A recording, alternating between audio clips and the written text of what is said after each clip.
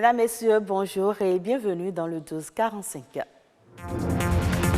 L'école béninoise a rouvert ses portes depuis le 16 septembre dernier. À l'instar des autres élèves, les soumis ont également repris le chemin des classes. Une équipe de BB24 est allée faire le constat. Le secteur de l'éducation se positionne comme un facteur clé pour une jeunesse éduquée et forte. Il assure l'accroissement des investissements dans les domaines de développement économique et social.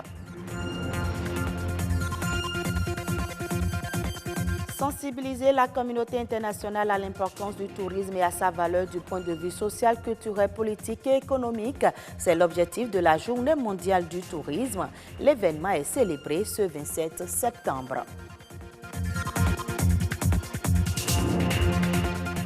Plus d'une semaine déjà que l'école béninoise a ouvert ses portes pour le compte de l'année scolaire 2019-2020. Un tour au collège d'enseignement général de Védocor. Les élèves sourds-muets ont aussi repris les activités pédagogiques sur le nouveau site de leur école. Une incursion à l'école béninoise des sourds. Patrick Adjagbodjou et Alphonse Kpadé ont fait le constat de l'effectivité de la reprise des classes. Reportage. Derrière ces deux portails se trouve le collège d'enseignement général de Védocor. Il s'éveille et les apprenants s'égayent dans tous les sens. C'est la récréation. Mais ici, deux catégories d'élèves se côtoient. Des élèves tout comme les autres et ceux à besoins spécifiques. Bienvenue, enseignant, se dirige après la pause de 10 heures vers sa classe où l'attendent déjà ses élèves. La rentrée scolaire 2019-2020 a démarré à l'école béninoise pour les sourds depuis le lundi 16 septembre 2019. Et nous sommes en train de mener les activités pédagogiques actuellement. Tous les élèves presque sont là. C'est vrai qu'il y en a qui traînent encore les pas, vu que l'école a été délocalisée pour l'intérieur du CEG Védocor. C'est ce module de 4 classes qui accueille l'école béninoise des sourds. Dans toutes les classes, presque tous les élèves sont présents. Nous avons du CI au CM2. Cela suppose que nous formons pour le CEP, le certificat d'études primaires. Pour les 6 classes que nous avons, nous ne sommes que 3 à encadrer ces enfants du CI au CM2, ce qui nous a poussé à jumeler les classes. Bienvenue encadre les classes de CM1 et de CM2. Il s'applique déjà à former certains d'entre eux à l'examen du certificat d'études primaires, CEP. Pendant ce temps, le CI et le CP sont tenus par cet instituteur qui enseigne aux enfants les savoirs fondamentaux. Ici, les élèves du CE1 et du CE2 apprennent déjà, eux aussi, les diphtongues. Par exemple, en français, nous sommes en train d'étudier les diphtongues. Les diphtongues, tout ce qui est prévu au programme dans l'enseignement pour ces enfants-là. Des enfants qui souffrent de déficiences auditives, certes, mais qui parviennent à communiquer avec leurs différents instituteurs. Le seul moyen de communication est la langue des signes. La langue des signes, c'est ça. Et tout, c'est des codes, c'est des gestes, d'accord? Et ça se fait avec les mains, les doigts. Et ça se fait avec pratiquement tout le corps, avec l'expression faciale et beaucoup de choses, beaucoup de gesticulations avant de faire comprendre aux apprenants vraiment ce qu'il faut. C'est ça. Sans ça, l'enseignement ne passe pas. À l'école béninoise des sourds, tous les cours sont dispensés simultanément en français et en langue des signes. Une langue qui se parle avec les doigts et s'écoute avec les yeux. En Afrique, environ 70% de la population est composée de jeunes de moins de 30 ans, une jeunesse qui exige un accroissement des investissements dans les domaines de développement économique et social. Et d'ailleurs, le secteur de l'éducation se positionne comme un facteur clé pour une jeunesse informée, éduquée, forte et organisée. Esther Djossa, administratrice des associations de jeunes, explique l'importance d'éduquer la jeunesse. Elle est au micro de Patrick Adjagbodjou et Samson Thiomon. L'éducation, c'est le socle de la vie, je dirais. Sans éducation, vous n'êtes pas sociable, vous n'appartenez même pas à une communauté parce que c'est l'éducation qui vous définit et qui permet aux autres de vous identifier par rapport à une communauté. Et déjà, de ce part, l'éducation permet aux jeunes de se sentir membres d'une communauté et membres d'une nation. En dehors de ça, c'est l'éducation, donc précisément l'instruction qui ouvre les portes à l'emploi chez nous. Étant donné que la grande masse de la population est jeune et c'est la jeunesse aussi qui a le grand poids, donc on parle en général de force de travail, donc c'est les jeunes. Sans éducation, la jeunesse ne saura véritablement pas aider sa communauté à aller de l'avant. Je pense que l'éducation béninoise, il y a beaucoup de choses à revoir à l'intérieur, surtout ce qu'on nous enseigne à l'école. Moi, je m'étonne de voir qu'on continue pas à étudier l'histoire de la France et d'autres pays en termes de géographie, alors qu'on oublie en fait à côté d'aller juste à Porto-Novo ou à Sémé ou encore à Alata pour voir la montée, comment les routes sont faites, la plaine, les montagnes. On n'étudie pas les trucs personnels que nous avons. Du coup, le jeune béninois, en fait, il est plein d'initiatives, il a plein d'idées, mais parce qu'il ne connaît pas très bien sa communauté, il ne sait pas comment s'y prendre. Vous n'êtes pas sans savoir que les personnes réfugiées, migrants, donc qui sont en situation de mouvement, n'ont pas toujours accès à cette éducation. Donc, il est temps qu'on commence par réfléchir à on fait comment pour aider cette personne. Je l'annonçais dans les titres, le monde entier célèbre ce 27 septembre la Journée mondiale du tourisme, une occasion pour la communauté internationale de mettre l'accent sur l'importance du tourisme et de sa valeur sociale, culturelle, politique et économique. L'objectif est de souligner également la contribution de l'industrie touristique à l'atteinte des objectifs de développement durable. Arthur Wendo pour plus de précisions. Le secteur touristique représente aujourd'hui plus de 10% du produit intérieur brut et près d'un emploi sur 10. Il est doté d'un patrimoine culturel non négligeable.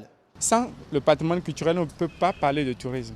Et donc, lorsqu'on va vouloir développer le tourisme dans une localité, la première des choses à faire, c'est de pouvoir bien s'occuper de ce patrimoine culturel dans une démarche d'entretien, de conservation et de transmission de ce patrimoine d'une génération à une autre. Au plan national, ce secteur représente 2,6% du produit intérieur brut et est pourvoyeur d'emplois à 5,6%. Le thème de la journée fait focus sur l'opportunité que constitue le tourisme en termes d'emploi. C'est ce que nous retenons concrètement. Et évidemment, justement, le tourisme crée beaucoup d'emplois. Il y a les guides de tourisme, il y a tous ces corps multi-acteurs qui interviennent dans le secteur, les artisans, les hôteliers, les transporteurs. Donc, vous voyez que lorsqu'on s'occupe bien de ce secteur, c'est que c'est une ouverture pour la création d'emplois. Ces patrimoines culturels touristiques sont génératrices de revenus. Alors, il convient d'adopter une véritable politique de leur promotion. Vu le potentiel matériel en matière de patrimoine que dispose le pays, nous devons faire la promotion, n'est-ce pas, alors de ce tourisme pour développer cette industrie. Faire aimer d'abord le secteur aux enfants dès leur jeune âge. C'est aussi que les populations elles-mêmes du pays veuillent découvrir ce qu'elles ont d'intéressant. Et donc, dans nos écoles, dans notre programme scolaire, qu'on fasse aimer la chose touristique aux enfants, qu'ils veuillent aller vers ce secteur-là, qu'ils veuillent en apprendre davantage et pourquoi pas ne pas travailler dans ce secteur. L'une des choses les plus importantes aussi à faire pour développer le secteur du tourisme, c'est de travailler pour que les sites dont je vous ai parlé soient inscrits sur la liste du patrimoine mondial de l'UNESCO. Parce que dès qu'un site est inscrit, naturellement, ça fait partie d'une curiosité qui intéresse tous les visiteurs du monde entier. Instituée pour la première fois en 1980, cette journée vise à évaluer les consciences sur l'importance du tourisme et de sa valeur sociale, culturelle, politique et économique. Hors du Bénin, la Côte d'Ivoire lance le projet d'appui à la transition agroécologique en Afrique de l'Ouest. Cette initiative régionale entend contribuer à l'émergence, l'adoption et la diffusion de pratiques agricoles intensives du point de vue écologique par les exploitations familiales. Les filières ciblées sont le cacao, le maraîchage et la pisciculture. Le projet d'appui à la transition agroécologique en Afrique de l'Ouest coûte globalement environ 5,9 milliards de francs CFA et est financé notamment par l'Agence française de développement. En Côte d'Ivoire, l'agriculture fait vivre près de la moitié de la population. Le modèle sénégalais de décentralisation séduit et s'exporte sur le continent africain. Récemment, les Gambiens, Libériens et Sierra-Léonais étaient allés s'en inspirer et c'est au tour des Angolais de s'enquérir de l'expertise sénégalaise en matière de gestion des collectivités territoriales. Issa Thioro Gueye. C'est vers le Sénégal que l'Angola a choisi d'orienter son regard en matière de gestion des collectivités territoriales. L'acte 3 de la décentralisation, initié en 2013 par le chef de l'État, a si bien séduit que sur le continent africain, le modèle sénégalais fait école. Pour s'en inspirer, Luanda a dépêché 25 personnalités de haut rang à Dakar pendant 4 jours.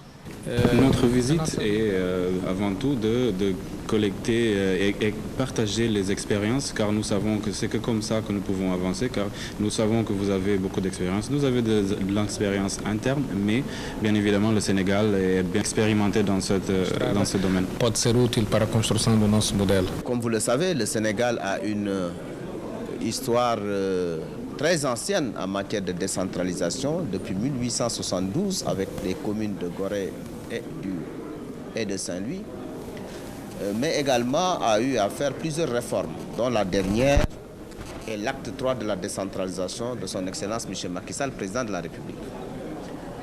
Nous nous réjouissons également du choix porté sur le Sénégal parce que la République sœur d'Angola va entamer également son processus de décentralisation et a choisi le Sénégal comme modèle pour venir échanger avec nous. Le modèle sénégalais en matière de gestion des collectivités territoriales est aussi une administration forte qui accompagne des institutions locales et associatives solides comme l'ADS et l'AMS. Ce sont également des agences, des projets et programmes porteurs. En vedette, l'ANAT, l'ADL, l'ADM, l'AGETIP, le Centre national d'état civil, qui a un programme de modernisation de 17 milliards de francs CFA. On leur a démontré comment développer une commune rurale, une commune urbaine, suivant une démarche scientifique et technique, suivant les observations de notre ministre. Nous nous réjouissons également du choix porté sur le Sénégal parce que la République sœur d'Angola va entamer également son processus de décentralisation. Nous leur souhaitons donc une bonne présence au Sénégal et leur transmettrons également les salutations de son Excellence M. Macky Sall, président de la République du Sénégal, à l'endroit de son ami et frère, le président de la République d'Angola. Dans cette rencontre, il a été question surtout de partage de toutes les expériences. En 2020, l'Angola va organiser ses premières élections locales de son histoire. Pour Luanda, le Sénégal est le modèle démocratique en Afrique à copier pour mener à bien son projet territorial. Fin de ce journal. Merci à vous de l'avoir suivi.